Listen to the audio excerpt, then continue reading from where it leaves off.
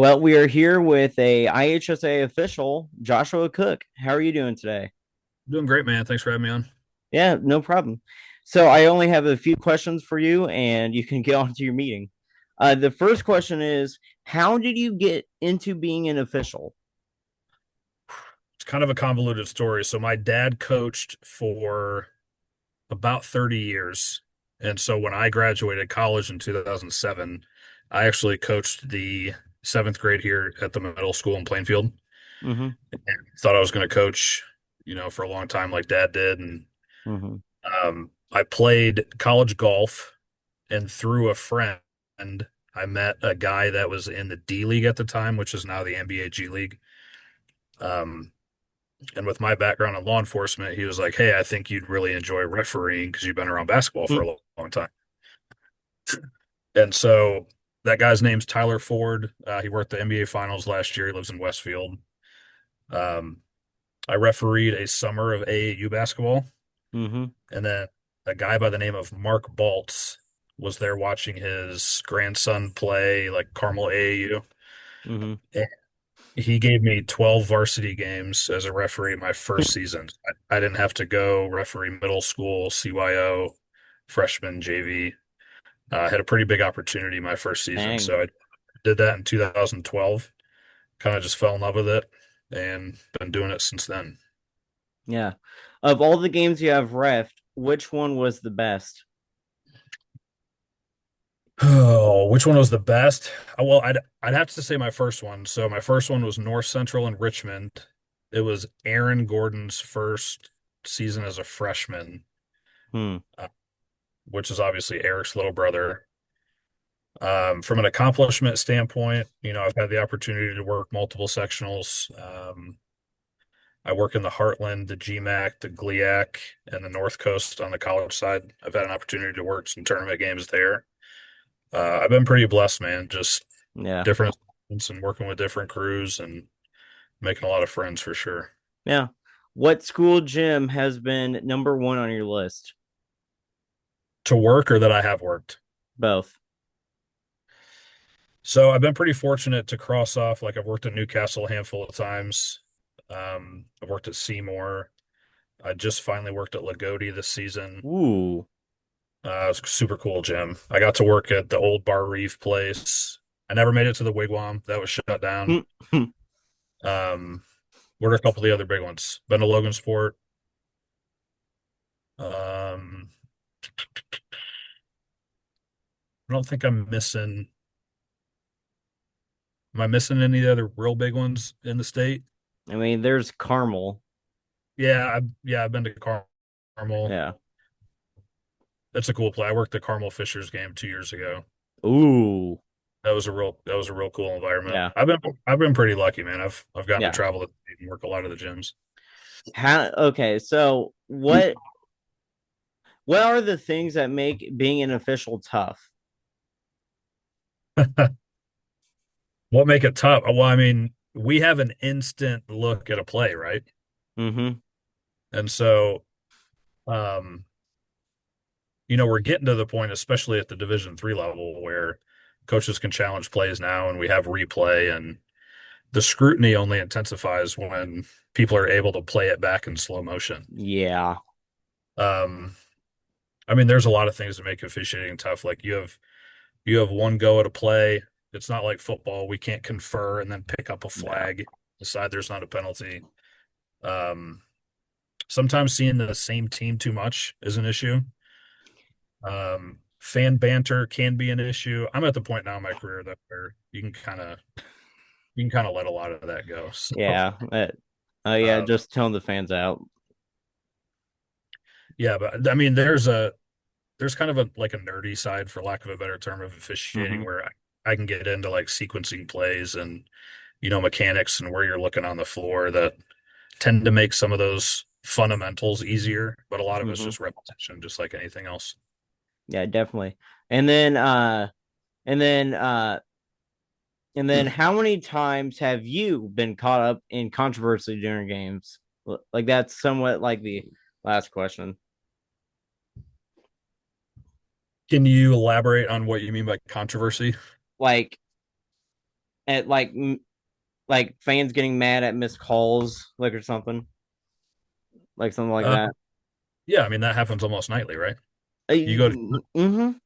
you go to a lot of games, and Yeah, uh, yeah. we're we're we're tending to see like the normal banter and yelling at referees is fine. We're tending to see a lot of like extreme vulgarity and personal attacks on people. Yeah. See, I'm fine with the fan banter, but I do not like I do not like the personal attacks like that. Like that's not right. And the problem we're running into is we're getting younger referees in, and then 1, 2, 3 years in, they're like, "Why am I putting up with this?" Mm-hmm. And so they tend to kind of phase out. And we have a big contingency of referees in the state of Indiana that are 55 and plus. Mm-hmm. We're going to eventually hit a spot where they're retiring, and we're going to start hurting for some referees. And I think a lot of it is just fan conduct, and Yeah. for the most part, the coaches and players are great. The school administrations are great. Um, Yeah. but then if you come in and you got a real competent young referee, they get into college basketball pretty quick. Mm-hmm. So that tends to they have less time for high school games, and it's kind of a weird vacuum we're in right now. Yeah. Um, but yeah, man, people have said some wild stuff to me during games, and Mm-hmm. even afterward in the parking lot. You have to have a really thick skin, man, to want to referee for sure. Yeah. It- uh, oh yeah, that's one of the things I might try to do like when I'm older, but then again, thick skin is not my personality because I get mad really easily. So, but now moving on, what games are on your bucket list? Yeah, what games are on your bucket list to ref? So I get a chance. I'm working the Division III Heartland Conference Championship this year for the first time, so that's exciting. Ooh, That's going to be on February 28th. Obviously, I would love to work a state finals. that Uh, would be awesome. that would be a lot of fun. As far as bucket list games, um, I've gotten to work the Lawrence North, Lawrence Central. I've worked Carmel Fishers.